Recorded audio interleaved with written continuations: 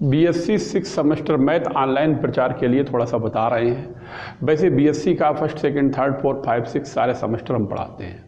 ये 6 सेमेस्टर के प्रचार के लिए बता रहे हैं। 6 सेमेस्टर में फर्स्ट पेपर 2 पेपर हैं, फर्स्ट और सेकंड। फर्स्ट पेपर में 2 बुक्स हैं, एक है मैट्रिक स्पेस की और एक है कॉम्प्लेक्स एनालिसिस। दोनों की कंबाइंड बुक आती है एसजे पब्लिकेशन राइटर की। तो वो बुक में कॉम्प्लेक्स एनालिसिस का पार्ट हम पढ़ा रहे हैं, इसलिए कॉम्प्लेक्स एनालिसिस के बारे में लिखा है। कॉम्प्लेक्स एनालिसिस की बुक एसजे पब्लिकेशन राइटर से हम पढ़ाते हैं।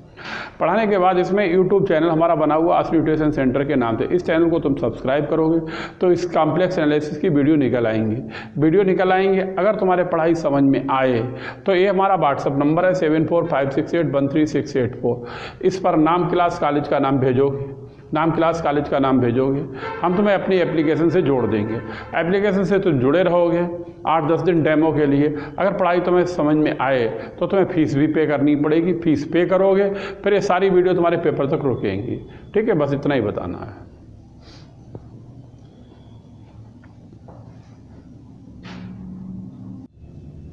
देखें, ये चैप्टर चल रहा है एनालिटिक फंक्शन का, chapter number 2, article 2.17 page number 62 पर है। आर्टिकल का नाम है इन्वर्स फंक्शन। इन्वर्स फंक्शन में 2 कंडीशनें हैं, वो दोनों कंडीशन हम तुम्हें लिखाते हैं और क्वेश्चन में ये प्रयोग होंगी। हाँ, नंबर 1 पहली कंडीशन है, इन्वर्स फंक्शन निकालने के लिए 2 कंडीशनें हैं और दोनों कंडीशनें हम लिखाते हैं। इसमें ये होता है, जैसे एक फंक्शन होता है dw/dz और इस फंक्शन को del w/del z के बराबर मान लिया जाता है। अब फंक्शन जो लिया जाता है वो w बराबर fz लिया जाता है। हम लिखते हैं, लिखने के बाद तुम्हें हम बताते हैं। इसमें इसको लिखो, लिखने के बाद हम समझाएं। लिखो दी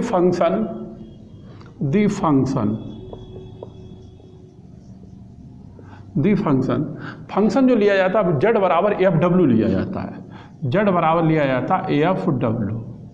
बिल, यहाँ पे एक वर्ड आता है सीज, CEASE, सीज माने होता है नष्ट होना, CEASE, सीज, इसको कहते हैं हिंदी में नष्ट होना। अब नष्ट होने का मतलब है, यहाँ पर क्या होता है, नष्ट होने का मतलब है जो फंक्शन होता है वो 0 के बराबर हो जाता है।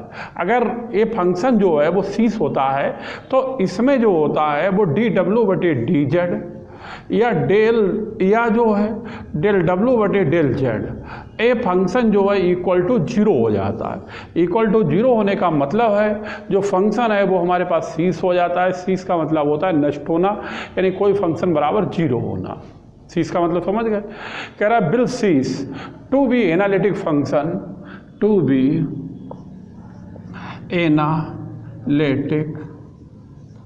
Analytic function, analytic function where f'(z) बराबर 0, वेयर f'(z) बराबर 0, f'(z) बराबर 0। अब देख लो से, यहाँ पर जो माना जाता है यह से भाई से। अब यहाँ पर से क्या किया जाता है, से किया जाता है dw/dz ए बराबर 0 कर लिया जाता है। से वेयर dw/dz और ये फंक्शन हमारे पास किसके बराबर हो जाता है 0।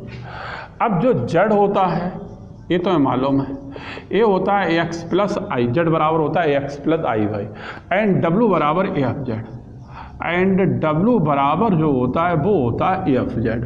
और जो हमारे पास फंक्शन होता है वेयर dw/dz जो है ये बराबर होता है del w/del z के, और ये दोनों फंक्शन इक्वल टू किसके लिए जाते हैं 0 के। इक्वल टू किसके लिए जाते हैं 0। क्यों लिए जाते हैं, क्योंकि सीज का मतलब ही होता है जो फंक्शन होता है वो क्या किसके बराबर हो जाता है 0 के, यानी सीज को हिंदी में कहते हैं नष्ट होना। ठीक है, अब इसी में दूसरा पार्ट है, 2 पार्टों में है। दूसरे पार्ट में कौन कौन से फंक्शन है, दूसरे पार्ट में इसका उल्टा लिया जाता है। जैसे dw/dz इसमें ले लेंगे dz/dw और ए हो जाएगा del z/del w, और ए भी सीज होगा तो ए भी फंक्शन हमारे पास किसके बराबर हो जाएगा 0 के, 0। और इसमें जो लिया गया वो z बराबर fw होता है, ये लिया गया z बराबर fw, यहाँ पर हो जाएगा w बराबर fz। ये फंक्शन हो जाएगी W बराबर AFZ। अब लिखो इसके लिए, लिखो द फंक्शन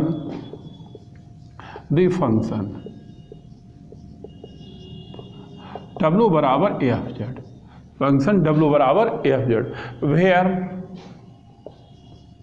वेयर ये W बराबर है वेयर Z बराबर AFW, Z बराबर AFW will cease to be analytic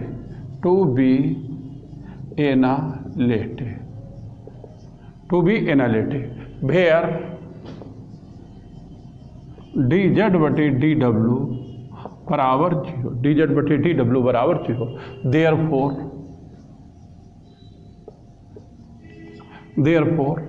if w बराबर u प्लस आई बी, W बराबर U plus I D and Z बराबर AFW।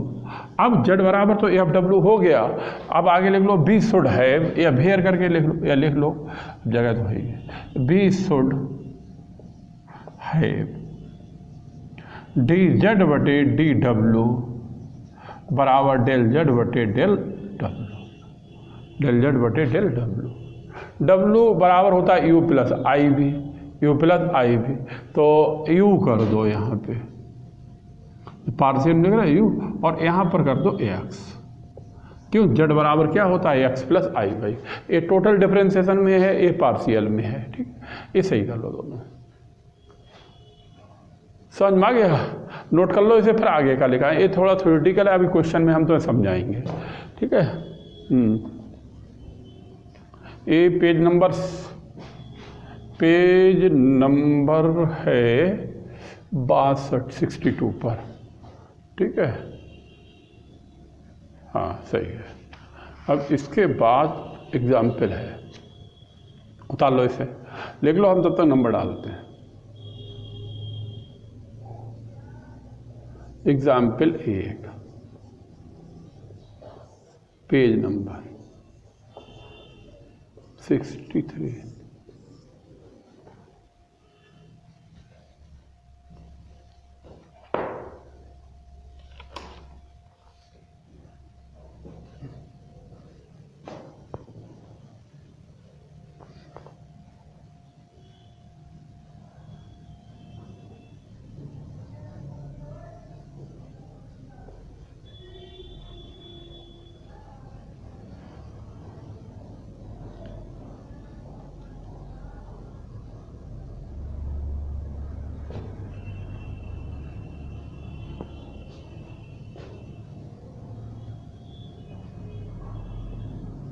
ठीक, बताएं, उतार लो फटाफट, बताएं फिर।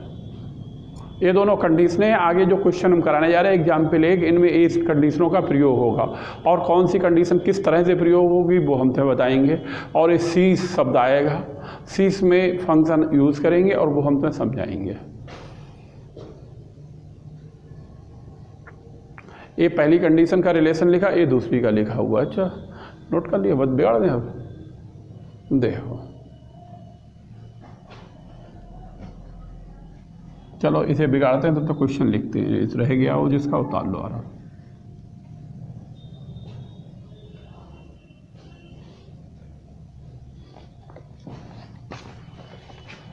एग्जाम्पल 1 है, page number 63, for what values of Z do the function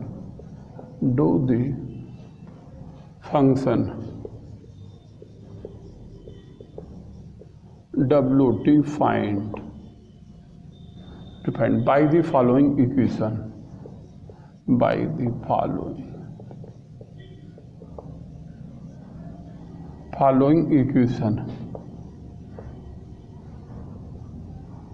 cease to be analytic,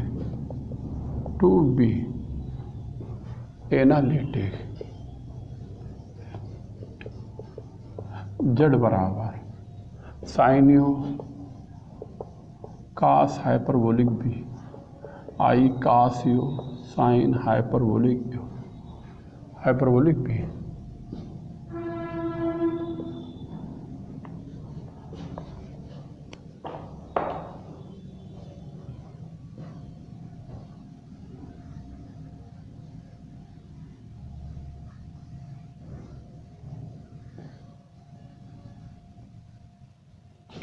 देखो इसमें कहा गया है for what value of Z. For what value of Z का मतलब है हम जेड की वैल्यू निकालेंगे, ये जेड को निकालेंगे। कह रहा है function defined by the following equation. इस इक्वेशन के द्वारा फंक्शन डिफाइन किया गया। ये इक्वेशन है जेड बराबर sine U cos hyperbolic B I cos U sine hyperbolic B. ये फंक्शन रहा। अब आगे शब्द आ गया सीस।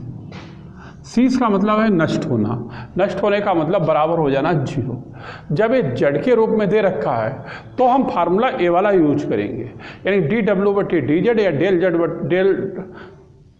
जब ए जेड दे रखा है, जब ये जेड के रूप में दे रखा है तो इसका हम डी जेड बटे डी डब्ल्यू या डेल जेड बटे डेल डब्ल्यू निकाल लें।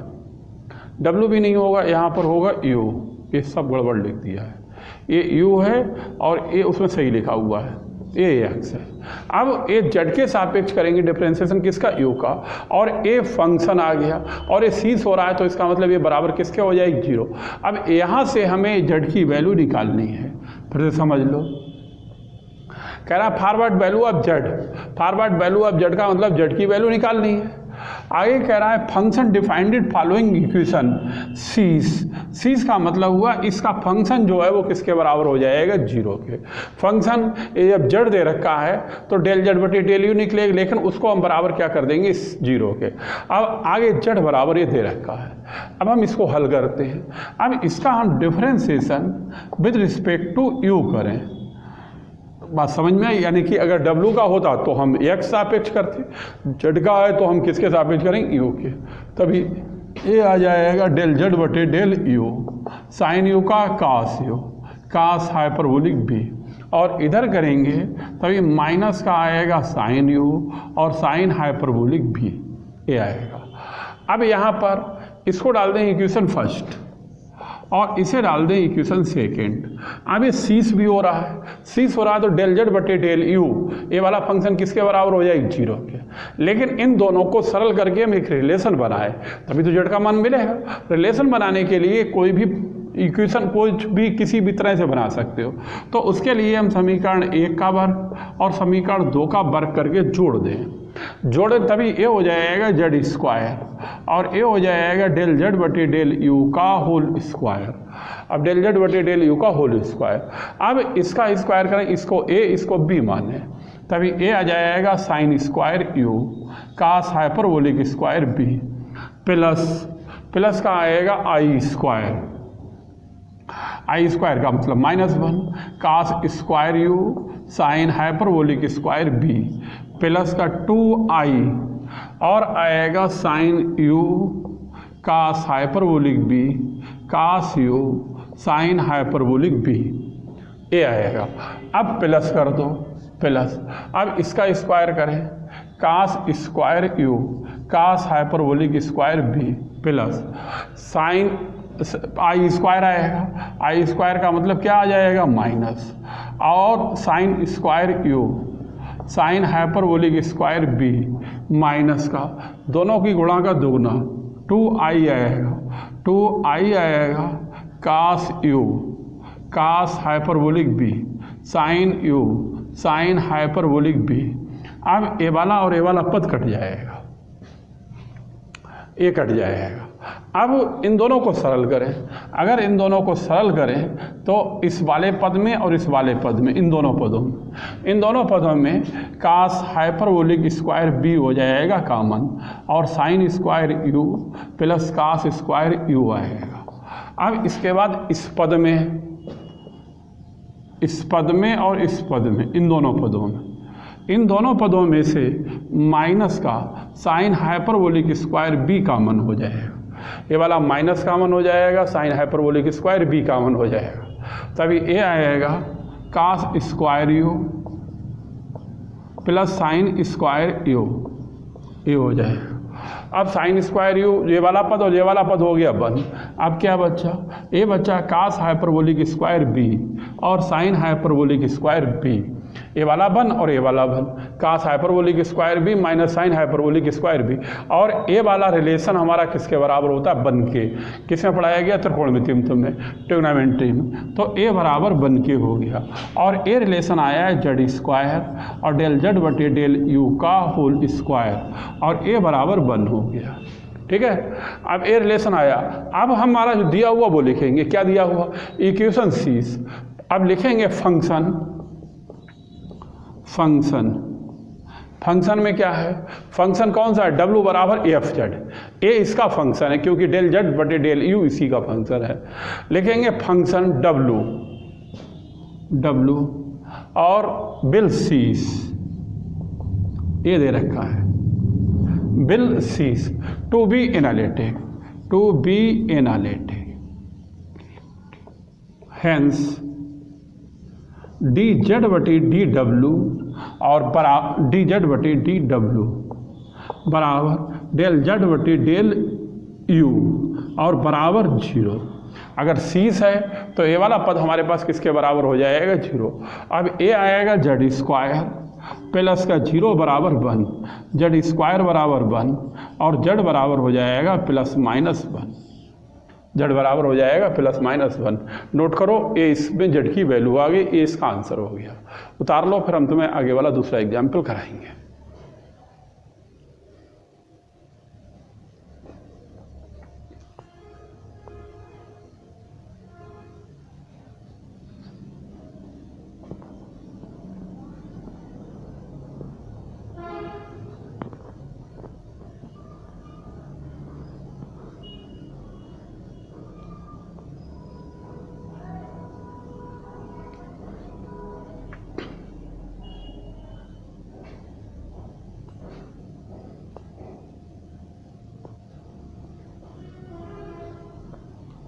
लिख लो, इसके बाद हम तुम्हें दूसरा एग्जाम्पल बताएंगे। पेज आगे वाला हो जाएगा, अभी देखेंगे तभी बताएंगे।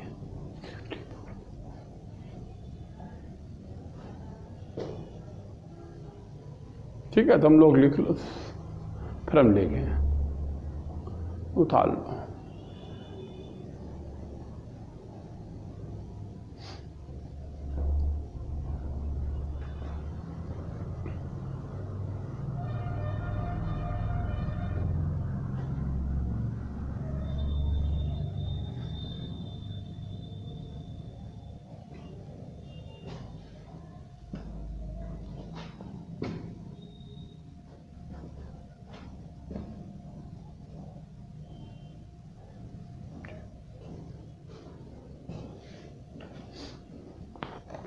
अब देखो example number 2, page number 63, forward value of Z, for what value of Z, the function W, the function W defined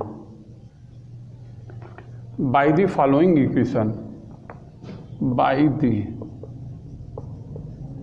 following equation cease to be analytic, cease to be analytic, to be analytic, z बराबर e की power minus p cos U plus आई sine P.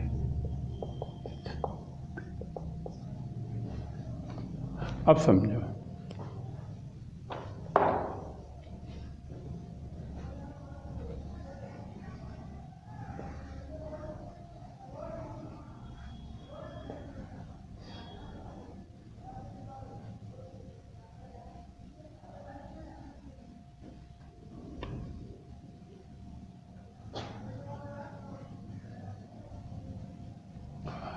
अब देखो इसको, जैसे कह रहा है for what value of Z, for what value of Z का मतलब हमें किसकी वैल्यू निकालनी है, जेड की। ये वैल्यू निकालनी है जेड की। कह रहा दी फंक्शन डब्लू, आपकी जो फंक्शन लिया गया वो फंक्शन हमारा कौन सा है, डब्लू। डब्लू का मतलब है ए रिलेशन यूज होगा, फंक्शन डब्लू हो गया, ए रिलेशन यूज होगा। Defined by the following equation ceases, इसमें भी सीज हो रहा है, सीज हो रहा है तो इसका मतलब डेल जेड बटे डेल यू या डी जेड बटे डी डब्लू, ये बराबर किसके ले लेंगे, zero. Ceases to be analytic, और ये फंक्शन दे रखा है, फंक्शन क्या है, एनालिटिक है। तो फंक्शन को लिखते हैं, ए है ई की power minus B cos U plus आई साइन बी, और इक्वेशन नंबर एक, इक्वेशन नंबर एक, आई साइन बी नहीं होगा, यू होगा, अभी देख रहा है क्वेश्चन के लिए यू है, ये धोखे से यहाँ पे बी लिख गए, इसकी जगह पर है यू, ठीक है, ये है। अब देखो, जब ए फंक्शन दे रखा है डब्लू, तो इसका डेल जेड बटे डेल यू निकलेगा। अब निकालते हैं डेल जेड बटे डेल यू, इसका मतलब है इस पद का यू के सापेक्ष डिफरेंशिएशन। अब यू के सापेक्ष डिफरेंशिएशन करेंगे तो ई की पावर माइनस बी तो कांस्टेंट हो जाएगा, कास यू का हो जाएगा माइनस का साइन यू प्लस का आई कास यू हो जाएगा, और इसको डाल दें इक्वेशन नंबर 2, इसको डाल दें इक्वेशन नंबर 2। बात समझ में आई। अब यहाँ पर अब इन दोनों का एक रिलेशन बनाएं। अब रिलेशन इस तरह से बनाएं कि ये वाले फंक्शन खत्म हो जाए, यानी डेल जेड बटे डेल यू की फार्म में आ जाए। तो डेल जेड बटे डेल डब्ल्यू की फार्म में बनाने के लिए हम ये करते हैं, समीकरण 2 या 1 प्लस 2 आई कर दें, तभी ये कट जाएगा, ये इस तरह से लिख लें, 1 प्लस 2 आई करें, 1 प्लस समीकरण 2, 1 प्लस आई और समीकरण नंबर 2, इस तरह से लिखें। अब एक में है जेड प्लस आई और डेल जेड बटे डेल यू है, डेल जेड बटे डेल यू है। अब यहाँ पर ए हो जाएगा ई की पावर माइनस बी, और ए आएगा cos you I sign you. अब इसको आई से मल्टीप्लाई करेंगे, माइनस का आई साइन यू, और ए आई स्क्वायर बराबर -1 माइनस हो जाएगा, और ए हो जाएगा कास यू। ये इससे कट गया और ए वाला इससे कट गया, ए कट गया इससे, तो ए हो जाएगा जेड प्लस आई डेल जेड बटे डेल यू, और ए बराबर 0 हो गया, ए बराबर हो गया 0। अब ए जेड और डेल जेड बटे डेल यू के बीच में रिलेशन आ गया। अब हम लिखेंगे, क्या लिखेंगे, लिखेंगे the function, the function, function यहाँ पर क्या यूज है, डब्लू, दी फंक्शन डब्लू। अब डब्लू जो फंक्शन है वो क्या हो रहा है, सीस, दी फंक्शन डब्लू सीस, CEAC सीस, to be analytic, to be analytic, to be analytic. अगर ये फंक्शन एनालिटिक है तो सीस एनालिटिक है, और ये सीस है, सीस हो रहा है, तो इसका मतलब हुआ जाए कि डी जेड बटे डी डब्ल्यू बराबर डेल जेड बटे डेल यू बराबर 0, बराबर 0। और ए वैल्यू हम किस में रखेंगे, इक्वेशन नंबर 3 में, ये रखेंगे 3 में, लिख देंगे पुटिंग, पुटिंग डेल जेड बटे del u, putting value, putting value del Z बटे del u in equation 3, in equation 3। अब अगर 3 में रखते हैं तो ये हो जाएगा जेड, और ये डेल जेड बटे डेल यू बराबर 0 होने का मतलब 0 बराबर 0, और इस तरह से यहाँ पर जेड बराबर किसके हो गया, 0। ये इसका आंसर हो गया, नोट कर लो, एग्जाम्पल नंबर 2 हो गई। उतार लो, फिर हम तुम्हें आगे वाली एग्जाम्पल बताएं।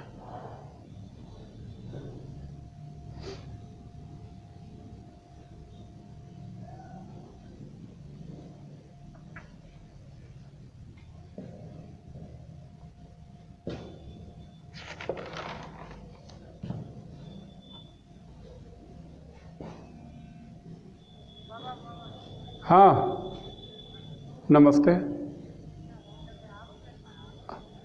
चलो टाइम मिले तो आ जाएंगे बाबा आराम से, ठीक है।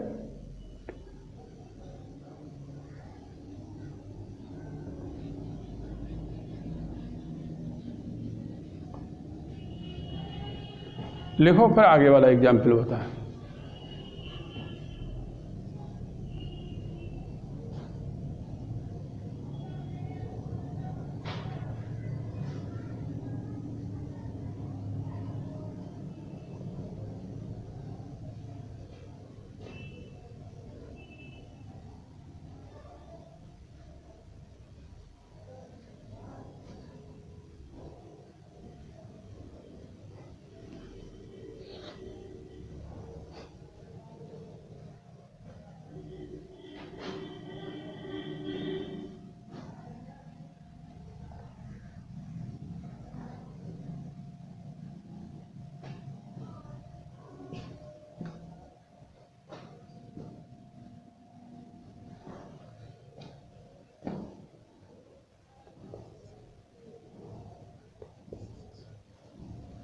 एग्जाम्पल 3 पेज नंबर 64 देखो।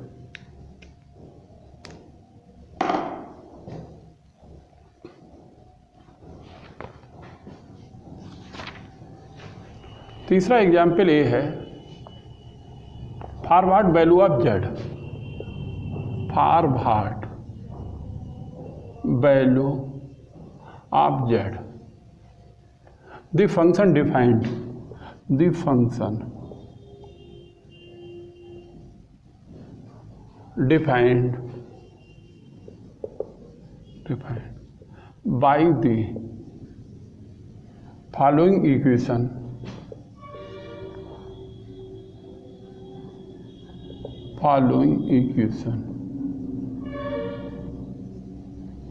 cease to be analytic, cease to be analytic, Z बराबर log rho plus I phi where W बराबर rho cos phi plus I sine phi.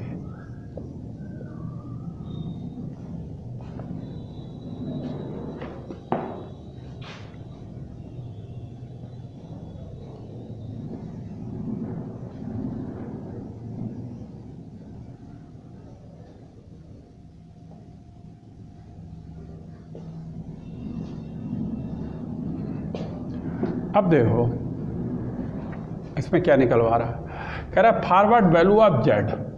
Forward value of Z का मतलब है जेड के किस मान के लिए।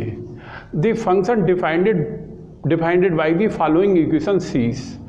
इसमें भी इक्वेशन क्या हो रही है, सीस हो रही है। आगे कह रहा है एनालिटिक, फंक्शन कैसा एनालिटिक है, जेड बराबर ए दे रखा है, डब्लू बराबर ए रिलेशन दे रखा है। अब इसमें जब फंक्शन ए डिफाइन जेड निकालना है और इक्वेशन सीस हो रही है, तो हमें जो जरूरत पड़ेगी वो डी जेड बटे डी डब्ल्यू की जरूरत पड़ेगी। तो डी जेड बटे डी डब्ल्यू निकालने के लिए इसमें हम डेरिवेटिव निकालते हैं। डेरिवेटिव वाला फार्मूला लेके चलते हैं, क्योंकि ये रिलेशन ही ऐसे दे रखे हैं उसमें डायरेक्ट बन नहीं पाएगा। तो हम लिखेंगे टेकिंग रिलेशन। ये रिलेशन तुम्हारा कॉपी पे हल है। कौन सा फार्मूला है, ये हमने लिखा है, प्रूव कराया है, एक फार्मूला डी डब्ल्यू बटे डी जेड बराबर। और ये फार्मूला होता है तुम्हारी कॉपी में जो प्रूफ है, cos theta minus i sine theta और डेल डब्ल्यू बटे डेल आर के, डेल डब्ल्यू बटे डेल आर। इसको डालो इक्वेशन नंबर 1। अब देखो यहाँ पर जो रिलेशन दे रखे हैं वो ए दे रखे हैं, जेड बराबर लॉग रो प्लस का है आई फाई। दूसरा रिलेशन है W बराबर है रो और है कास फाई प्लस आई साइन फाई है, कास फाई प्लस आई साइन फाई है। अब इसमें हम पुट करें, पुटिंग जो W है हमारे पास, ये W जो है वो कन्वर्ट हो जाएगा जेड में, और जो जेड है, जो जेड वाला फंक्शन है, ये जेड वाला है, ये कन्वर्ट हो जाएगा W में, ये कन्वर्ट हो जाएगा W में। जो थीटा है वो कन्वर्ट हो जाएगा फाई में, जो थीटा है वो किस पे बदल जाएगा फाई में, और जो R है ये चेंज हो जाएगा रो में। R है ये बराबर किसके हो जाएगा रो में। अब ये पुटिंग करेंगे, किस में करेंगे, इन इक्वेशन फर्स्ट। आके लिख दें इन इक्वेशन फर्स्ट। अब ये रखें समीकरण नंबर 1 में, तभी ए के में रखें तभी डी डब्ल्यू है, तभी ए हो जाएगा डी जेड बटे डी जेड है और जेड बराबर रखेंगे डब्ल्यू, तभी ए हो जाएगा डी डब्ल्यू और आएगा कास थीटा की जगह पर आएगा फाई माइनस का आई साइन फाई।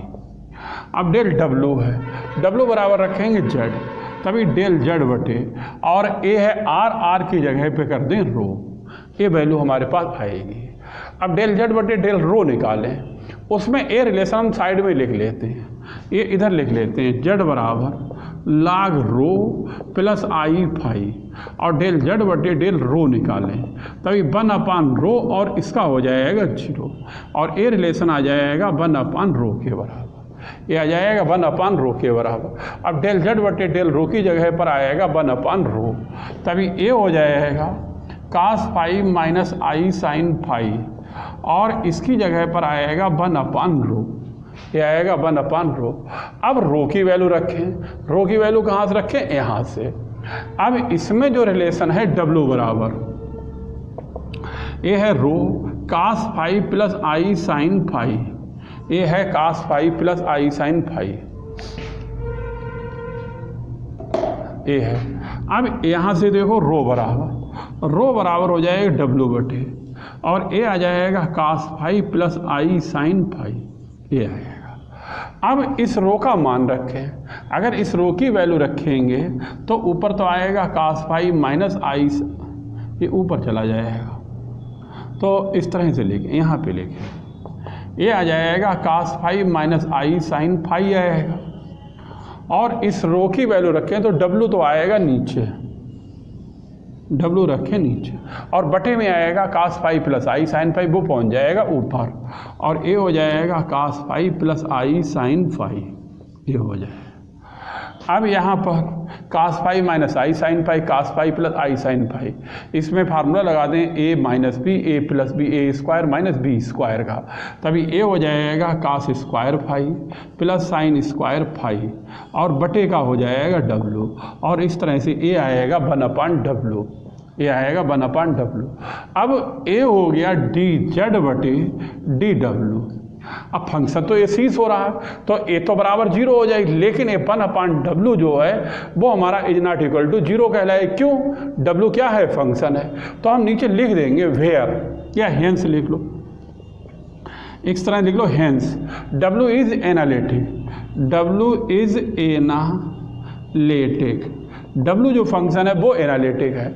अगर एनालिटिक है तो 1/W जो है वो हमारा 0 के बराबर नहीं होगा। Hence analytic function, hence analytic, hence analytic function, hence analytic function in any finite region, in any finite region, ये हमारा किसको प्रदर्शित करेगा? फाइनाइट रीजन के लिए। बात समझ में? इस तरह से निकाला जाएगा। ठीक है,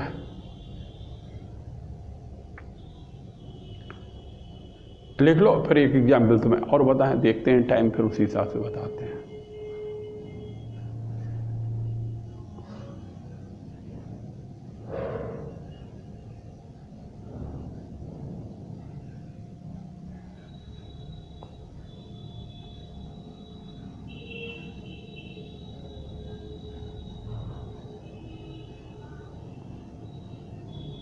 लिख लो, फिर देखते हैं। जैसा टाइम होगा वैसा काम करेंगे।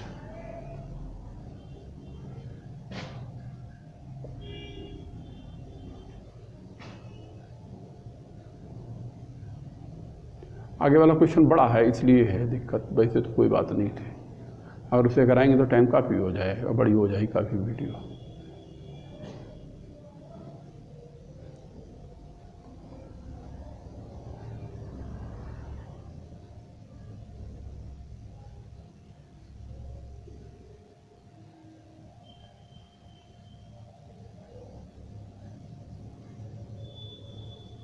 ठीक है, ठीक, बस इतना ही कराएंगे आज। इसके आगे काम में कल वाली वीडियो में कराएंगे। ठीक, नोट कर दो इसे। एग्जाम्पल 4 थोड़ी बड़ी है इसलिए नहीं कराएंगे।